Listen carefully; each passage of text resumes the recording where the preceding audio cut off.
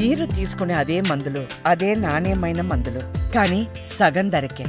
అవును, MedPlus brands pi 50 to 80% తగ్గింపు. నమస్కారం అండి, నా పేరు doctor Sai Ravishankar. I'm a senior consultant cardiologist, director of cath lab, విరేజీ హాస్పిటల్, హైదరాబాద్.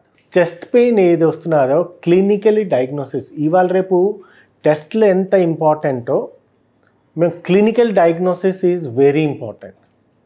నా ఆల్మోస్ట్ మోర్ దెన్ 20 years ఎక్స్పీరియన్స్లో నేను చాలా కేసులు చూస్తుంటాం. అందరిది ఈసీజీ నార్మల్ ఉంటుంది, ఇకోకార్డియోగ్రఫీ నార్మల్ ఉంటుంది, టీఎంటీ వాళ్ళు చేయించుకోలేదు, కొలెస్ట్రాల్ కూడా నార్మల్ ఉంటుంది, ఎంజియోగ్రామ్ చేస్తే 2-3 బ్లాక్లు వస్తాయి. దానికి సబ్ క్లినికల్ ఏది ఉంటుందో కొరోనరీ ఆర్టరీ డిసీజ్.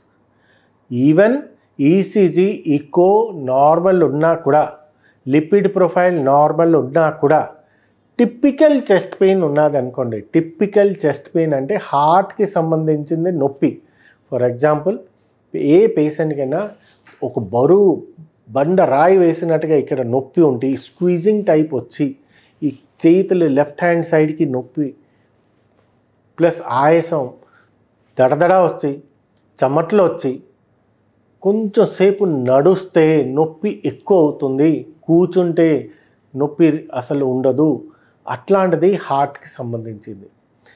ఇది క్లినికల్ డయాగ్నోసిస్ అంటారు.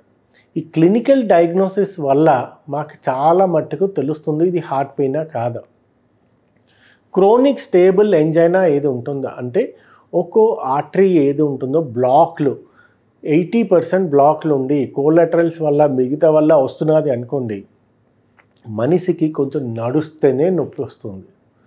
సో ఈవెన్ ఈసీజీ ఇకో లిపిడ్ ప్రొఫైల్ నార్మల్ ఉన్నా కూడా ఛాన్సెస్ ఉంటాయి పేషెంట్కి హార్ట్లో ప్రాబ్లం బ్లాక్స్ ఉన్నట్టుగా ఛాన్సెస్ ఖచ్చితంగా ఉంటాయి.